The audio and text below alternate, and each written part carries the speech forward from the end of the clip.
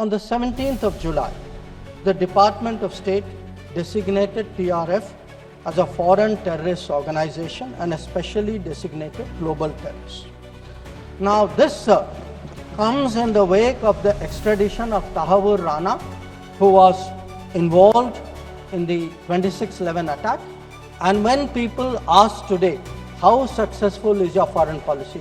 Where is your diplomacy? I want to say that Tharoor Rana, which many of you tried for so long to get, is finally here because of us. I want to say TRF was designated not because somebody out there made a remark. TRF was designated as a global terrorist organization because our diplomacy persuaded another country to do that. Now, our strong stance has resonated across the world. I was some time ago in Germany, and standing next to me, the German foreign minister said, India has every right to defend itself against terrorism, and Germany will support this fight against terrorism. Today we are getting these lectures saying China is a great danger, China, Pakistan are together, we are warning you. So what does the Congress party really think about China? Don't go by what they say. Let us see what they did. In 2005, China was designated as a strategic partner during Prime Minister Wen Jiabao's visit to India. Strategic partner. And there is a concept, very famous concept called Chindia, a belief that China and India have common interests, and the main proponent of Chindia is the party spokesman of the people opposite. Now, some mention was made about visits, including my visit. Yes, I went to China. I went to China to make our position very clear about de-escalation, about trade restrictions, and about terrorism. I did not go to China for the Olympics. I did not go to China for secret agreements.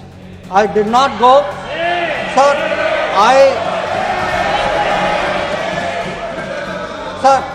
Sir, the House should know that people were watching Olympics when China was issuing stapled visas for people from Arunachal Pradesh and Jammu.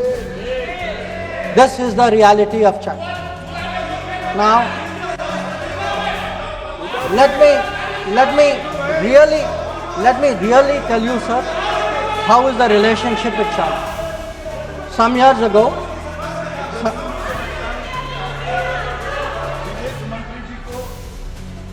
संरक्षण देना चाहिए। उनके speaker जब बोल रहे थे, हम पूरे धैर्य से सुने। मैं बताऊंगा कितनी असत्य बातें बोली गई कल, परंतु फिर भी असत्य को भी हम हलाहल समझकर पी गए। अब ये सत्य भी नहीं सुन पाते हैं।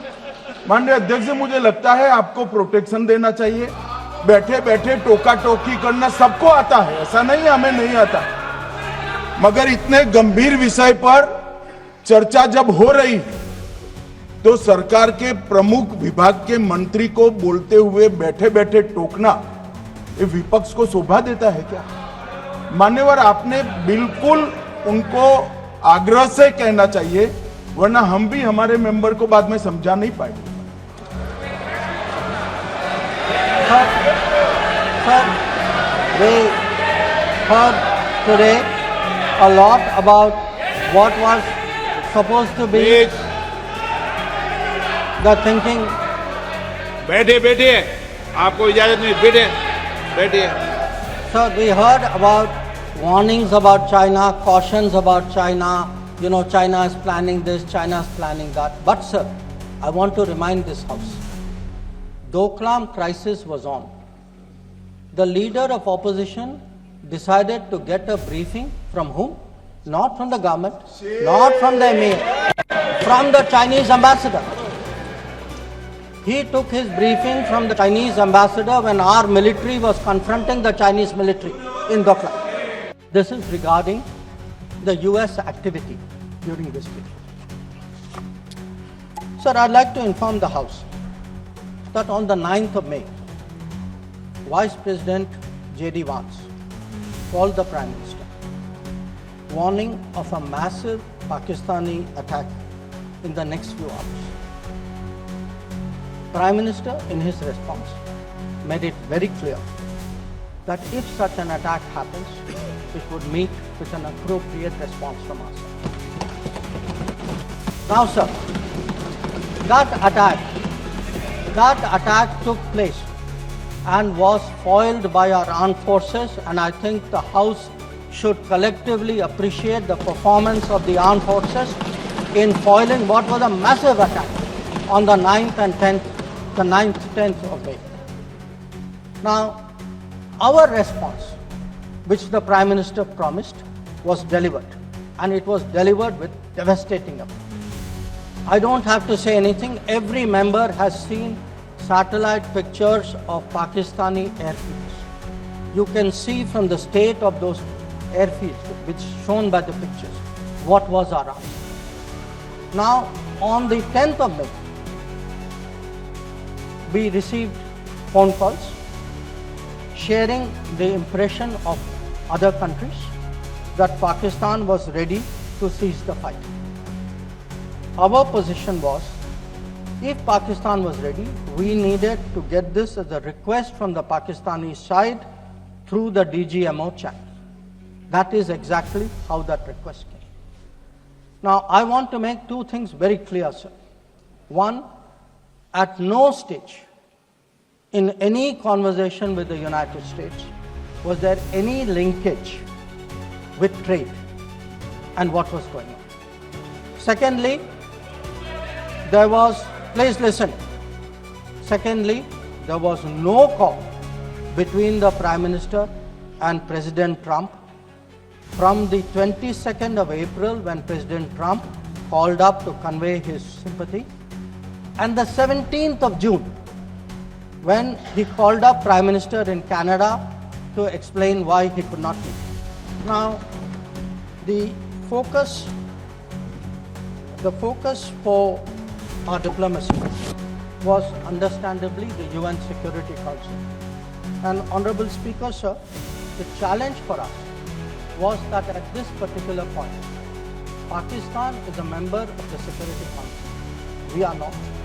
So we have to achieve our objectives in a Security Council where Pakistan is a member.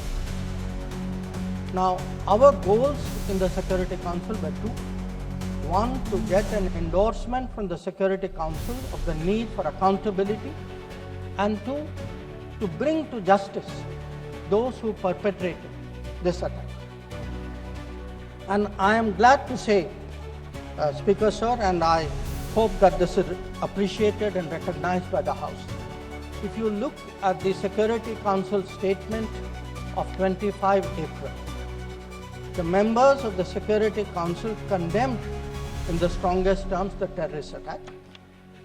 They affirmed terrorism in all its forms and manifestations constitute one of the most serious threats to international peace and security. And most important, the Council underlined the need to hold the perpetrators, organizers, financiers, and sponsors of this reprehensible act of terrorism accountable and bring them to justice. I highlight this, Speaker sir, because this statement of the UN Security Council resonated throughout the international community. So when many honorable members asked today, where was the world on pahalgam? I think the answer is there. The answer is there in a Security Council statement which says hold them accountable, bring them to justice, and that is exactly what we did through Operation Sindoor. Today, when I hear many questions from across the aisle, I want to say, which one of you imagined that Bhavalpur and Muridke would be brought down the way it was? Which one of you thought? When did you even think of it during your tenure? Did it even cross your mind? In fact, on the contrary, you ruled it out after 26/11. So, I think our objectives are very clear. We wanted to send a message to the terrorists. We wanted to send a message to Pakistan that do not continue this support for terrorism. And I think on the morning of 7th of May, that message went home loud and clear. In the course of the debate today.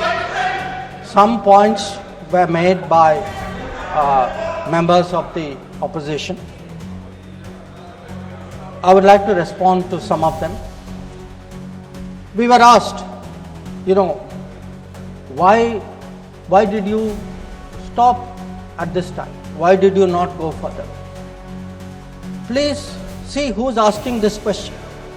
This question is being asked by people who after 26/11 felt that the best action was inaction. Now I would like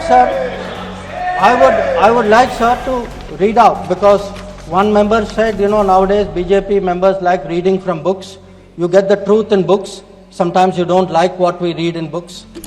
So let me read out, sir, 2 excerpts from a book by the National Security Advisor of the UPA government.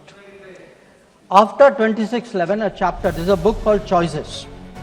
He says, on sober reflection and in hindsight, I now believe the decision not to retaliate militarily but to concentrate on diplomatic, covert and other means was the right one for that time and place. This is what he says. But did he even do that? Because 26/11 happened in November of 2008. What was the reaction? The reaction was Sharm el-Sheikh. Was that diplomatic? Was it covert? Was it military? Now what did Sharm el-Sheikh do? In Sharm el-Sheikh, the then government and the Pakistani Prime Minister agreed terrorism is a main threat to both countries. Now, today, sir, people are saying, America is hyphenating you, Russia is hyphenating you. That is what I heard Deepinder Huda ji say. Hello, you are hyphenating yourself. I mean, you did not need a foreign country to say, please link India to Pakistan. Your own government was saying, India and terrorism is a main threat to both countries. And then they said, terrorism should not be linked to the composite dialogue. And worst of all, they accepted a reference to Baluchistan in that. Now, here is a country reeling after 26/11. And you are equating Baluchistan and 26/11, what happened in Mumbai?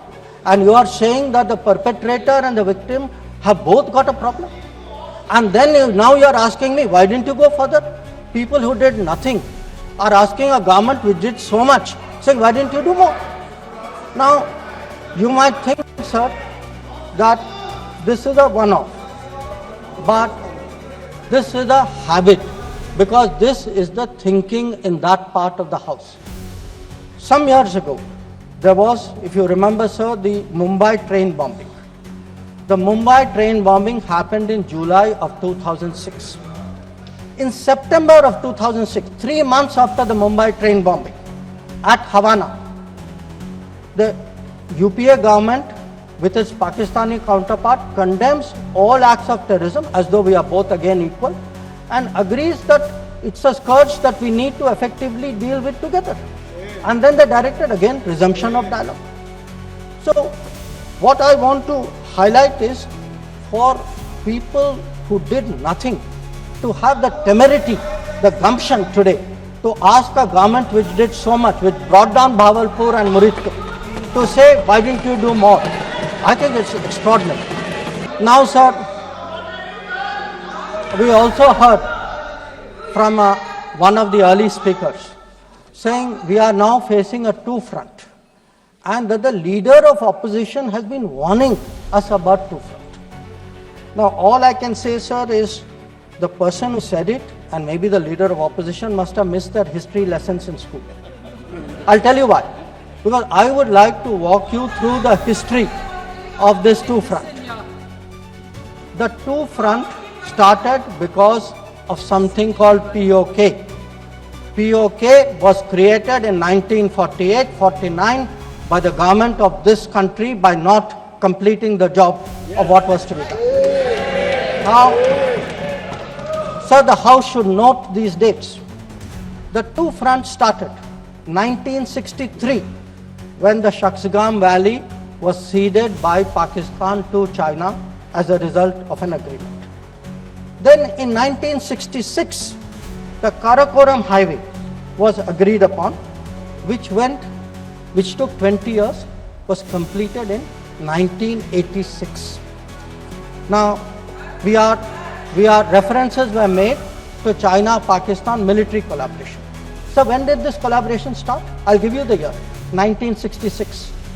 In 1966, the first Chinese military supplies went to Pakistan. When did nuclear collaboration start? 1976. 1976, when Bhutto arranged for China-Pakistan to get together on this. And in 1980s, when Prime Minister Rajiv Gandhi was visiting China and Pakistan, that was when the nuclear collaboration was at its height. Now, let me go further. You will say, why are you talking history? So let me bring this further up. 2005, Pakistan-China Treaty of Friendship and Cooperation. 2006, Pakistan-China Free Trade Agreement. 2013, handing over of Gwadar to China, Gwadar port to China. May 2013, announcement of China-Pakistan Economic Corridor. So, sir, we are getting warnings about a US-China, Pakistan-China collaboration